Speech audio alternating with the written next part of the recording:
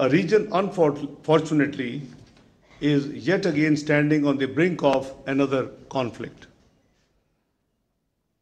Over the course of the last couple of weeks, baseless allegations as well as unilateral, politically motivated, and highly provocative actions taken by India pose a grave threat to regional and international peace and security.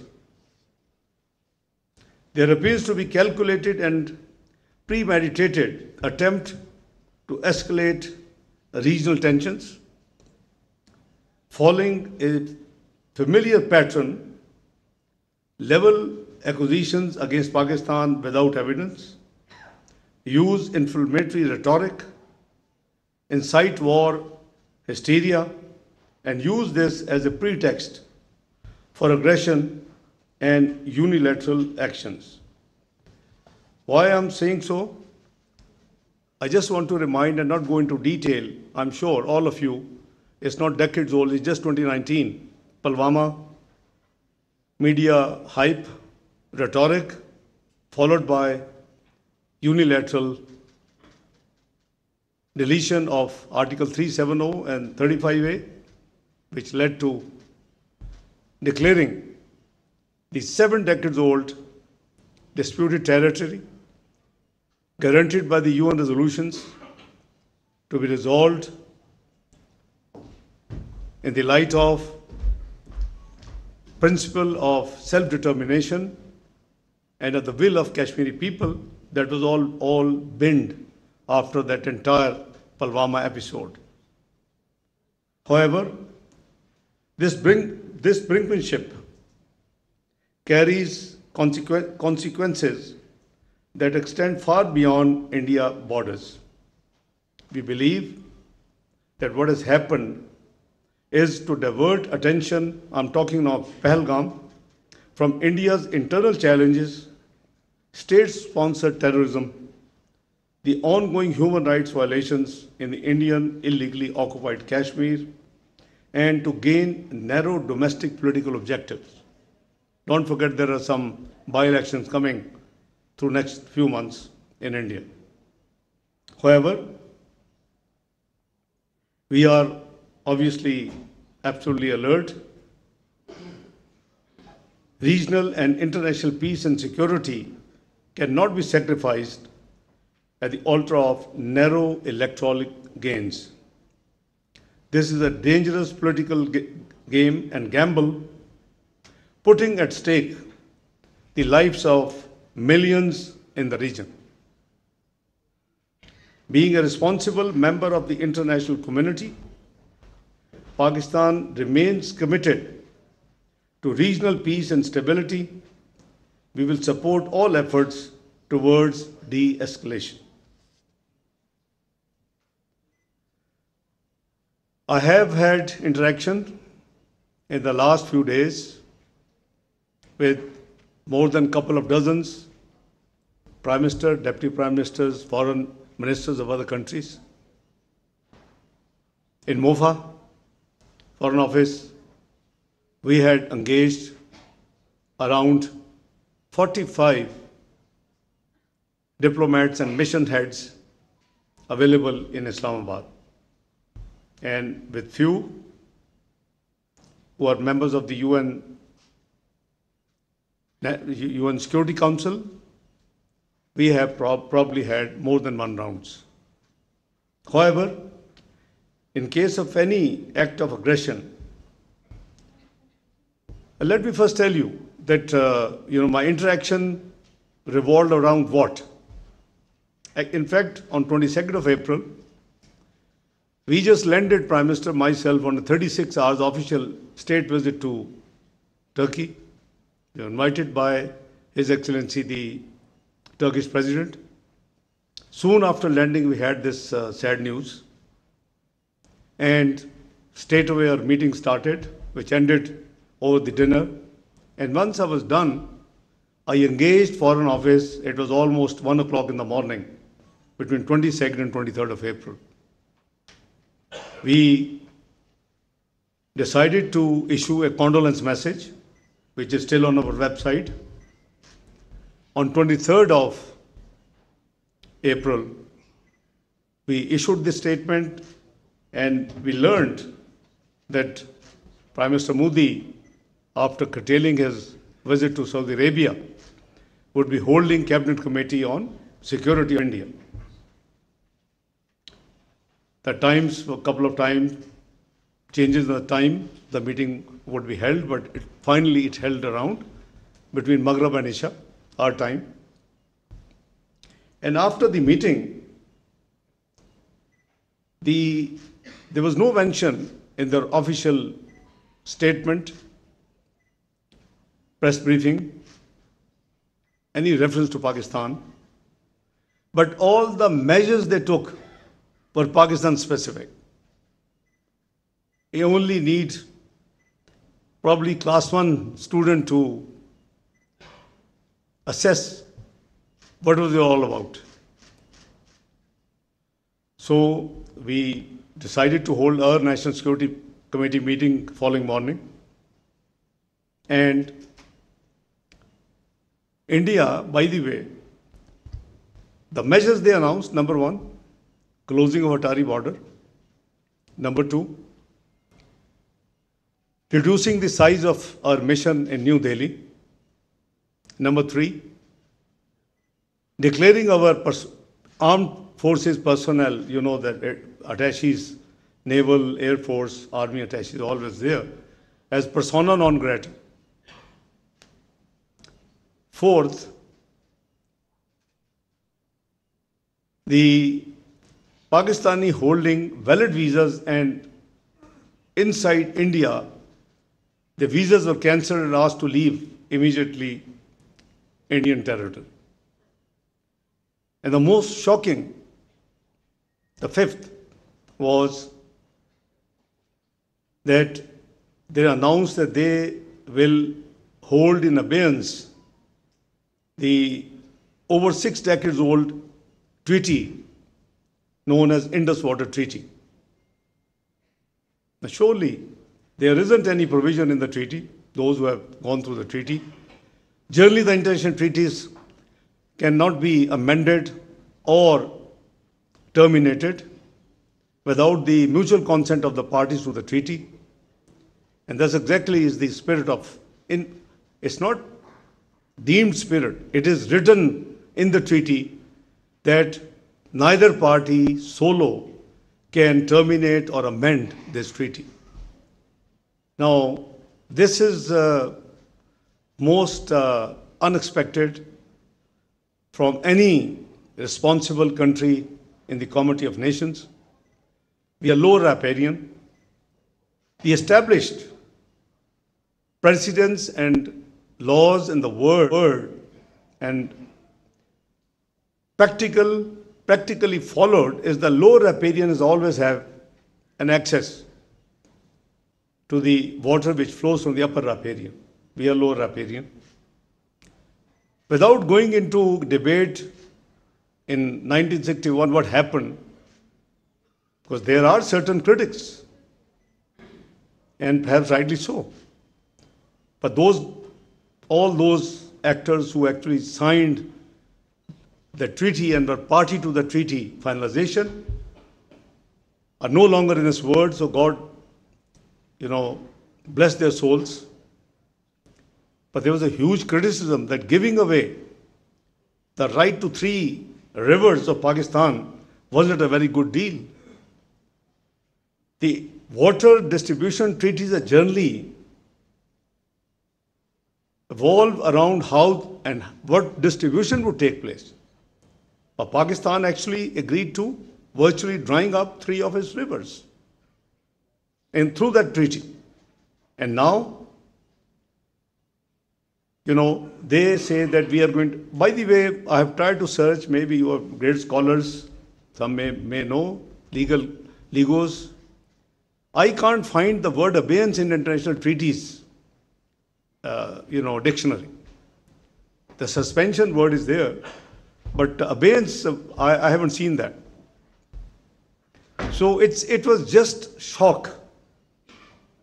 So, as I said, that very next morning, we held our National Security Committee meeting, and we decided to still exercise patience. So we threw back the same measures on Indians what they have done to us. We closed Wagah border. We downgraded their mission here as a reciprocity. We declared that armed forces personnel persona non grata. We cancelled the Indians who were given visas and were in Pakistan and also asked them to leave.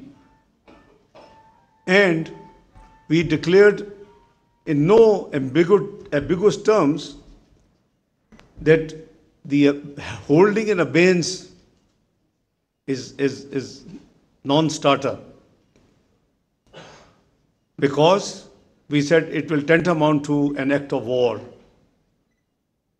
We will not allow to divert or stop the flow of water, which is Pakistan's due share under the Indus Water Treaty. And in the National Security Committee meeting, we have made it amply clear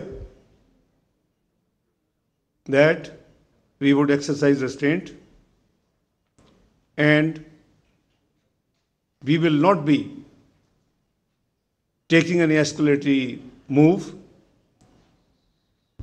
Almost these over 2 dozens world-renowned, as I said, Prime Minister, Deputy Prime Minister, Foreign Ministers. Even yesterday I spoke to Russian, I spoke to Malaysian Foreign Ministers. And they all, including UN Secretary General, the US Secretary Rubio,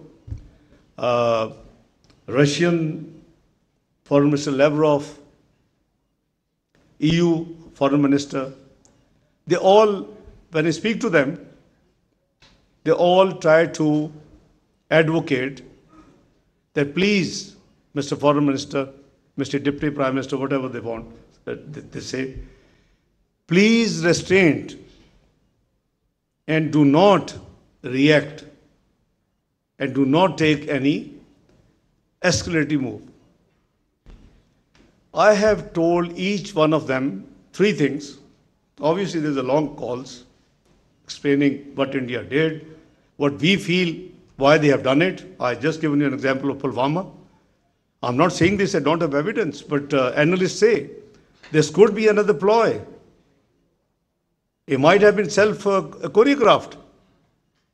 How come in 10 minutes the FIR is registered at a police station where you need to at least 45 minutes ride to reach?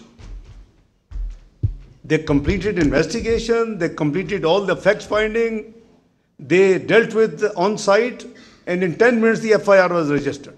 Come on, nobody's fool.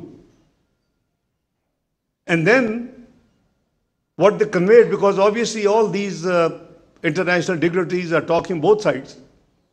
Few of them, great friends, I have a very good relationship, working relationship with them, suggesting me, can you try and help the perpetrators to be caught?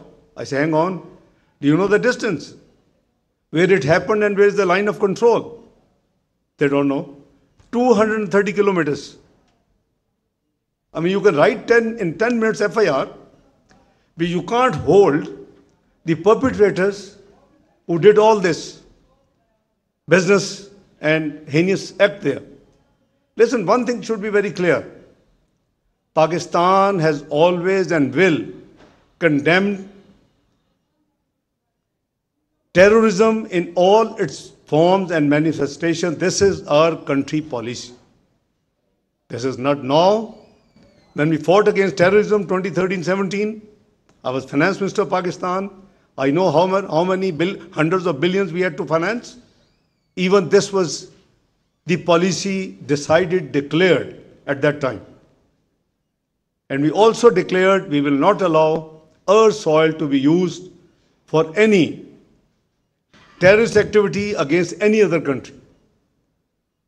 The state is not involved at all in this sad incident.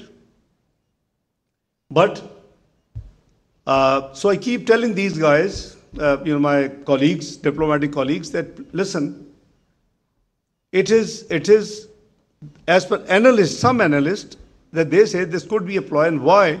Because India has been now communicating with us officially that this treaty needs to be, a lot of ground realities have changed. This treaty needs to be revisited, and we are responding to the latest communications. Too will be responded. But who can forego a drop of water because the future projections of water is said to be creating maybe wars in future? We can't give up a drop of water, which is our right. We honor, as I said, regardless of the certain criticism which was then, took place, and which still people, but we are honoring the treaty in letter and spirit, and we had made it abundantly clear. So some analysts, with hindsight of Pulwama, they translated this recent, year plus negotiations, communication rather, between the two on this subject, that this could be the aim. And they have demonstrated the aim by declaring that we are putting in abeyance. However, as I said, I have told all these friends three things. I said, listen, let me make your life easy. You are asking and appealing both the countries to exercise restraint. You're talking to me, you're talking to the next door neighbor. Let me make your life easy and resolve 50%. I said, we will demonstrate full patience. We will exercise restraint. On behalf of Pakistan, I give him a word, we will not be the first one to do any escalatory move or action. I think we can't do anything beyond. So when I say this thing, it automatically, changes the situation. They understand, and I said, you have to work on the other side. Don't worry about us. I've given you a word. This is all minuted in the history and record of the Ministry of Foreign Affairs, and this is a policy decided in the National Security Committee, chaired by the Prime Minister of the country, Muhammad Shahbaz Sharif, attended by the armed forces, chiefs, the chairman, Joint Chief, the Army Chief, the Air Chief, the Vice Admiral of the Navy. So they were all there. So it's a unanimous decision to exercise restraint, and we will not be the first one to make any escalating move.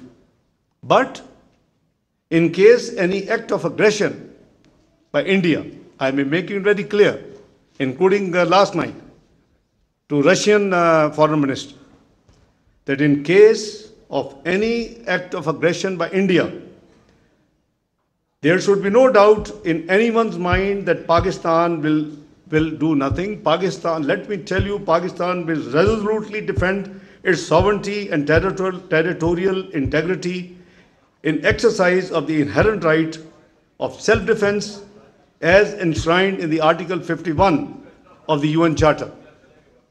So, I have given loud and clear message to the almost major countries of the world that where do we stand and what they can expect from us in case of. Let me also tell you something, that Alhamdulillah, we are absolutely alert.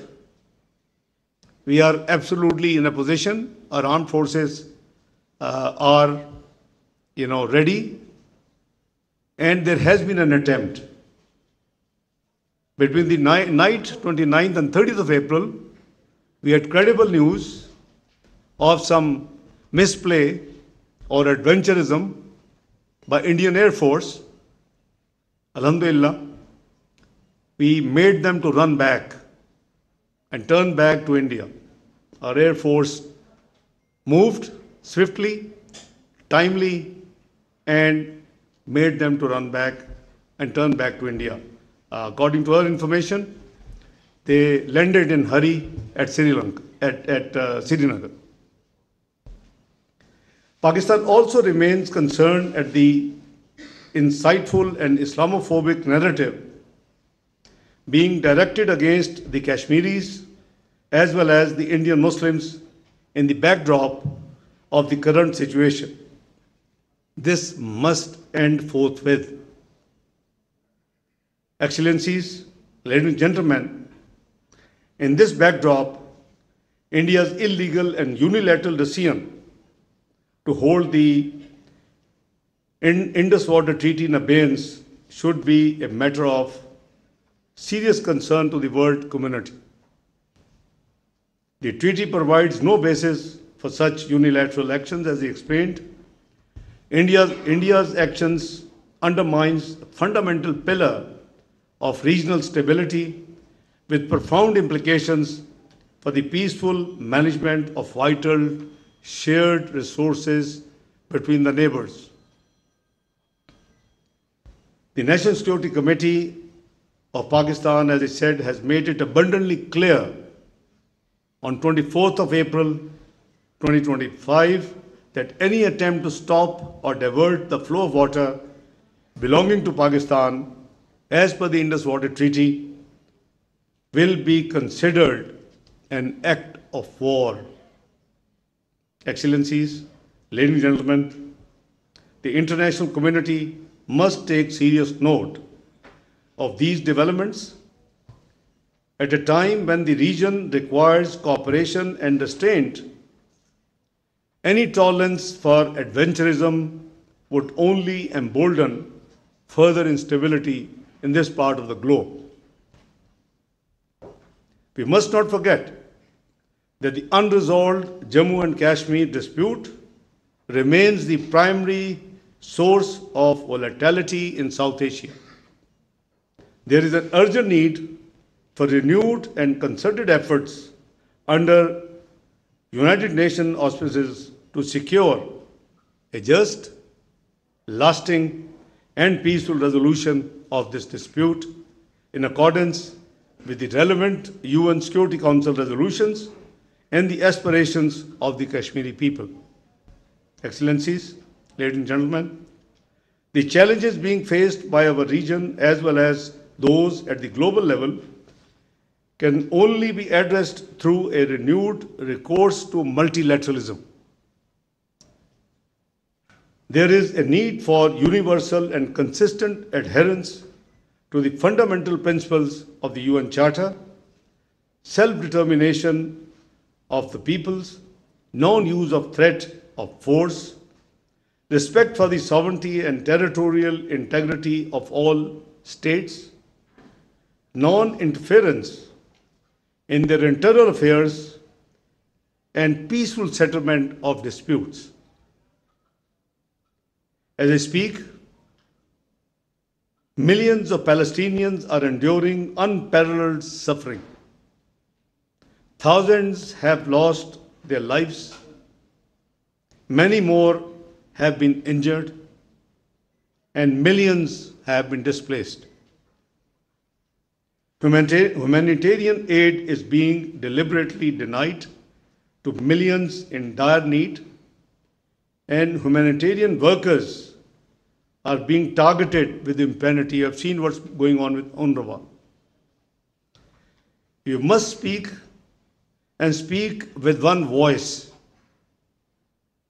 to demand an immediate and permanent ceasefire in Gaza and ensure free flow of humanitarian assistance and lifting of all barriers. We ourselves have been experiencing this problem. We have sent almost 1.5 consignments at different times. First, we were sending to Gaza through Egypt. Problems erupted. I had to engage Amman. We started sending consignments through Amman. Then issue expanded to Lebanon. We sent our consignments to Lebanon and followed by Syria. So we have been experiencing, we are doing on pure humanitarian grounds. There's humanitarian assistance through the National Disasters Management Authority, who takes the lead in implementing the decisions of Prime Minister Shehbaz Sharif and the government in this regard. So I personally believe that lasting peace in the region cannot be achieved without allowing Palestinians to exercise their inalienable right to self-determination for a viable, secure, contiguous, and sovereign state of Palestine on the basis of pre-1967 borders and with Al-Quds al-Sharif as its capital, in accordance with the relevant UN resolutions. The vicious cycle of poverty and rising global inequalities cannot be addressed unless we make head-on the inequalities in the international economic relations and take them head-on. There is an urgent need to reform the international financial architecture, which has been described by the UN Secretary General as morally bankrupt. Those who have the supply of resources and those who require the resources, there's a huge gap. I think it was perhaps with this vision that in our region, Asian Infrastructure Investment Bank was initiated by China. We had been, I as Finance Minister between 2014 and 16, part of that exercise, and I am the signatory on behalf of Pakistan on that document, which governs Asian Infrastructure Investment Bank. The whole idea was the 70-odd% population, which requires multilateral funding, has an access to around 30% funding from the multilateral global institutions, and vice versa.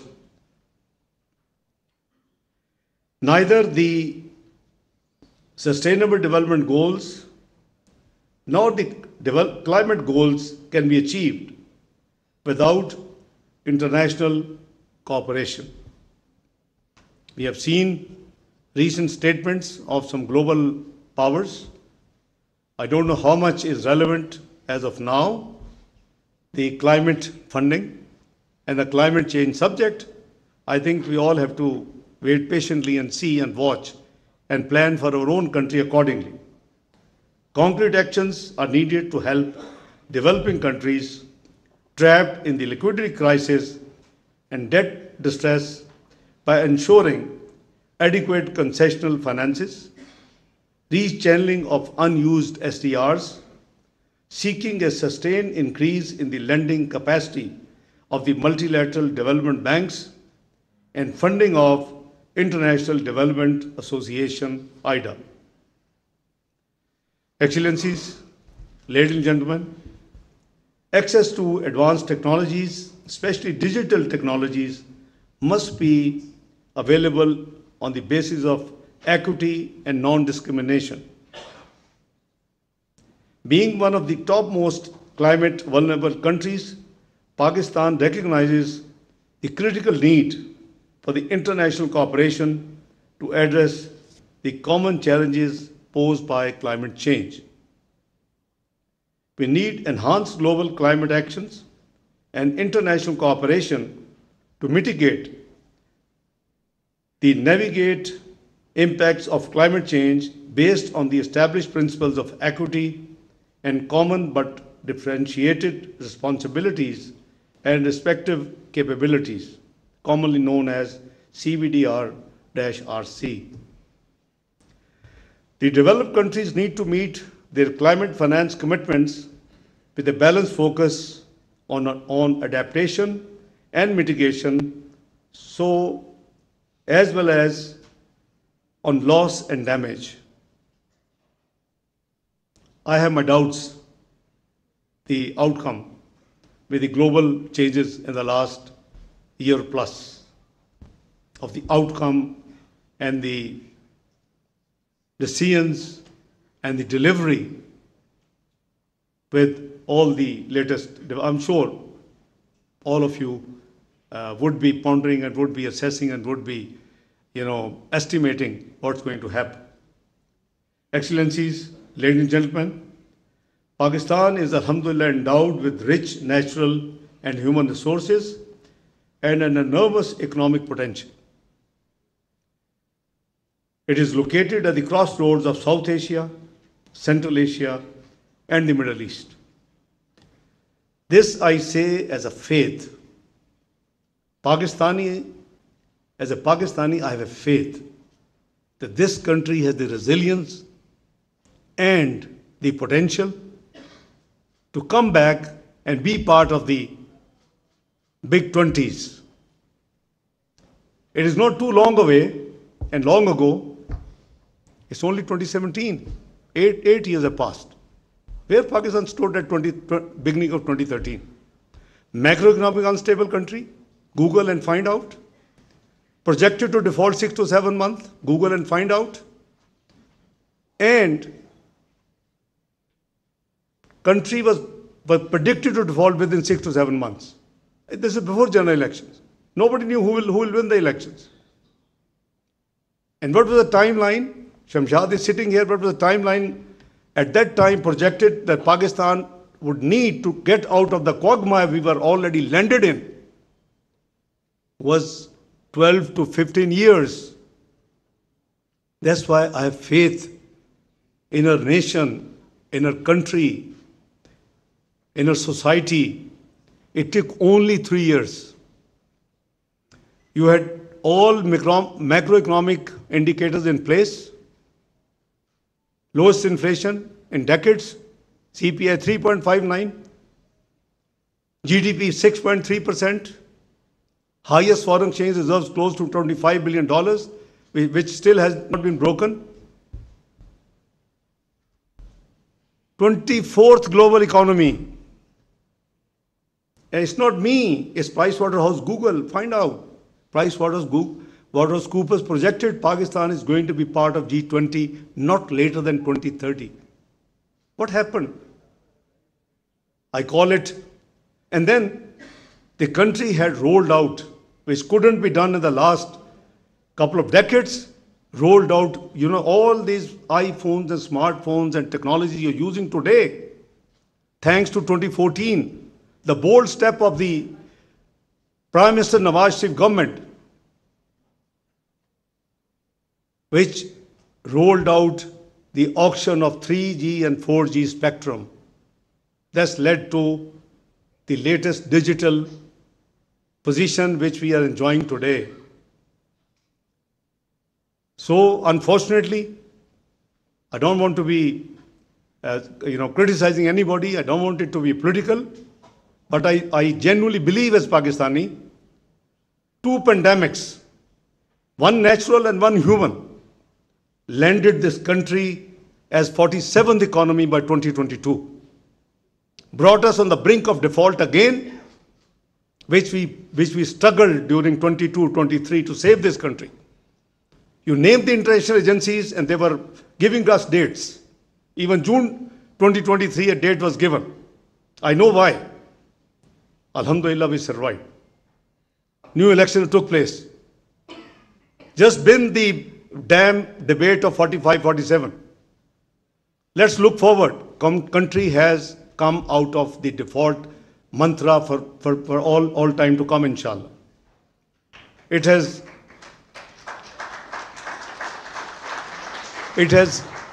started on the trajectory of growth. I welcome everybody, all parties, to please, for national interest, we must work together. I think there's a recent demonstration you had seen in the Senate. Former Prime Minister Anwarul Haq Sahib is sitting here. I just saw him. So you see, we demonstrated. I had to just spend 2 hours with all the political parties, regardless who is who. We managed to come out with a consensus resolution condemning what's happening, warning that if India does anything, we are all united. You see, this is the spirit. But on the other side, again, by experience 2013-17, you have the scope to go back from 47 to part of G20. We have to just work hard. बहुत लोग कहते हैं जी debt trap हो गया, ये हो गया, वो हो गया. What debt trap? What is debt to GDP of America, the big power? Over 109%. What is debt to GDP of United Kingdom after COVID? Over 100%. What is debt to GDP of Japan? 257%. Oh, bhai, मैंने तो 63% पे छोड़ा था 2017 में. When we came back, it was 73. We have self-imposed a law. मैंने उसको initiate किया 1999 में the date responsibility and limitation act के 60% तक रहेंगे, पर ये कोई सहीफा आसमानी से नहीं उतरा हुआ. God has blessed this country with over $10 trillion of rare earth material, lithium, copper, gold, hydrocarbons, granite. So please have faith in your country. Governments आती जाती रहती हैं, लोग चेंज होते रहते हैं. We should work together as a nation to take the country back from 47th to part of G20. We were 24th. If in next 4 years we would have passed another 2, 3, 22nd, 21st, I was complimented publicly. लेकिन we गिर के 47 पे चले गए. बहरहाल, it's never too late. So we should remain determined to capitalize on these inherent advantages what I have explained to you for the prosperity and betterment of our people and this nation and for the entire region. We have prioritized geoeconomics as one of the cardinal pillars of our engagement with our international partners. After I got my job description changed this time, having served in the Ministry of Finance for 4 times in the last 35 years, I decided, वो मुझ में वो जो finance का कीड़ा है वो तो है, तो I announced on the day one when I spoke to the senior officers of the MOFA that from today, side by side with the conventional diplomacy, there will be a proactive economic diplomacy. And we are, alhamdulillah, following that very much principle in the last 1 year plus. We are determined to enhance regional connectivity and increase bilateral and multilateral development partnerships for socio-economic uplift. To achieve these goals, we are desirous of peace in the region and beyond. At a time when we are headed on the path of economic stability, we do not want any distractions from our people-centric development agenda and efforts. I just had a note before I came on my way.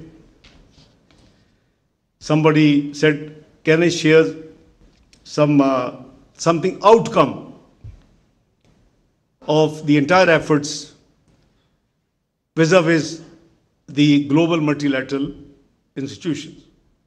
So I'm happy it's not part of a written speech. I've been perhaps half the time speaking at some board.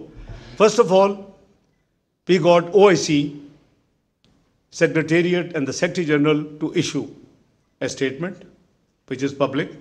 You can Google and find it out. The senior officials meeting of the OIC took place, and 48 hours ago, they have also passed a resolution, which in normal course will be obviously endorsed and approved in June in the meeting of the Council of Foreign Ministers of Organization of Islamic Cooperation, OIC, in Istanbul. But we may, if necessary, requisition an extraordinary general meeting of the OIC, Council of Foreign Ministers, but this the government will decide. Third, there was a press statement, which is a standard practice when an incident took place in any part of the world. In the UN Security Council, as you know, you are, alhamdulillah, from 1st of January, Pakistan is the non-permanent member for 2 years of the UN Security Council. In 2012, Pakistan won with 1 vote. Now, we were elected 182 versus 5. Alhamdulillah. You see, this is This is Pakistan now. वो कुछ लोग को 1.5 साल पहले कहते थे, 2 साल, Pakistan diplomatically isolate हो गया है. मुझे तो ना दिन का पता होता है ना रात का कि किसकी मैं कॉल लूँ और किससे मैं एंगेज करूँ, किसको ना करूँ. It's such a long list of mutual interactions with the global, community, diplomatic community. Fourth, in addition, in accordance with that tradition, in UN Security Council, US moved a resolution, and the resolution was obviously condemning the terrorist attack in Pahalgam. I think working as the nation's nominee and in the instructions, under the instructions of Prime Minister Shehbaz Sharif and the government and the National Security Committee, I wasn't very happy on 2 things in that resolution, draft resolution. One, the word Pahalgam was there, but it didn't say where. The district, Jammu and Kashmir was missing. And it was obviously, perhaps on purpose. I said nothing doing. We put a hold that put Jammu and Kashmir, then it is acceptable. And I gave an example. I said, let's say if something happens in London and a similar resolution comes London, will it be London of UK? Will it be London of USA? Will it be London of Australia? Will it be London of Canada?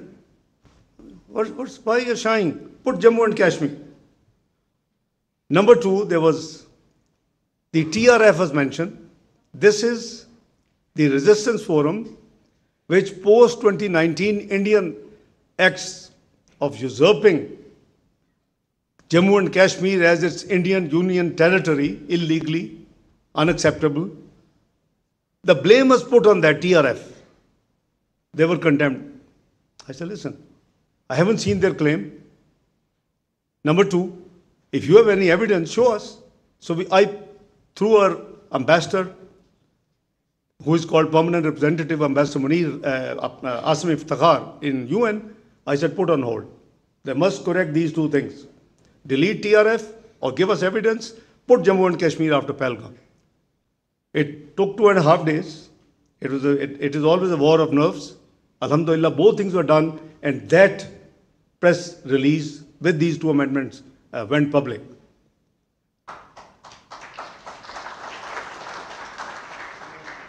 Lastly, Sunday was, for me, there's no Sunday or weekend. I was busy talking to Malaysia, talking to Foreign Minister Lavrov of Russia, etc., and dealing with many things related to it. With the approval of Prime Minister and in consultation with the Army Chief, General Asim Munir, I have directed last night our permanent representative in UN to summon and request for a meeting of the UN Security Council. Let's share with them what I have talked to you here. Let's share with them with the facts and figures and the detail and the evidence we have shown other day when ISPR, Lieutenant General Sharif Saab with me, and our spokesperson Shafqat Ali Khan was with me. I'm sure you would have seen it. It was elaborate. So we have triggered it last night. And fourth, and the last, OIC, there is an OIC contact group permanent observer status in UN. We managed to have the meeting, and there is a resolution which is going to be out any day during our working hours, inshallah, and maybe 7, 8 in the evening. So that has also been done. So we are, as your representatives and the government, are doing whatever best we can to deal with the situation. Visibly, India has gone defensive. It's not me who got sponsored in New York Times, in Bloomberg, in Economist, in Financial Times. Now they understood our viewpoint. What we are saying makes sense. Please give us the evidence. Pakistan has categorically made an offer by Prime Minister Shahbaz Sharif in his address to the Kakul Passing Out Academy on Saturday, within days of this incident, that we are ready for any independent, transparent, international probe and investigation because our hands are clean.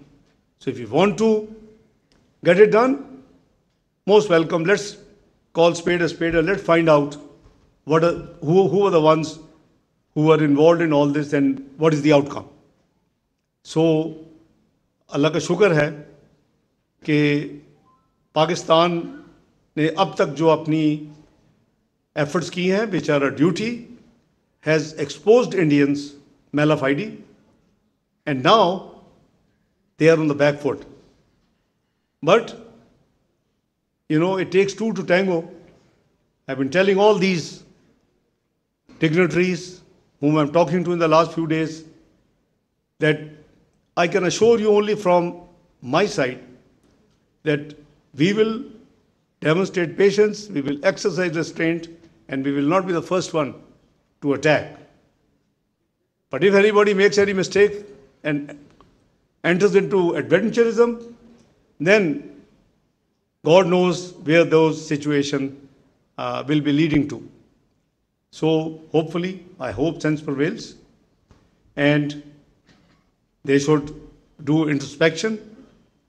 I'm not sure, I'm not blaming, but I've seen one senior, probably 3 stars, has been sent home. One number 2 in the Air Force has been sent home. Maybe that episode which happened when we forced the 4 Indian Air Force fighters to go back just 4 days ago. So God knows, but anyway, it is their internal business. They can sack the whole army, whole Air Force. It's not our business. Perhaps it will resolve the issue. But anyway, I think I have taken a lot of time beyond I was asked to. I do hope that the international community will help us achieve the goals I have enumerated in my little talk. And any spoilers in the region will be prevented from obstructing our path to peace and prosperity. As I said, I will be keenly looking forward to your deliberations in the next few sessions in 3 days, and I think your wisdom will certainly help Ministry of Foreign Affairs and the government as a whole to benefit from any great ideas which you will come up with. I once again thank you, Mr. President, and all excellencies, ladies and gentlemen, for your very patient hearing. Thank you very much indeed. God bless you. नायब वज़ीर-ए-आज़म इशाक़ डार तकरीब से ख़िताब कर रहे थे। उनकी जानिब से कहा गया कि हम अपने हिस्से का बूंद पानी भी नहीं छोड़ेंगे। इशाक़ डार की जानिब से कहा गया कि हम एक ओपन इन्वेस्टिगेशन के लिए तैयार हैं। भारत खत्ते में लाखों की ज़िंदगी खतरे में डाल रहा है।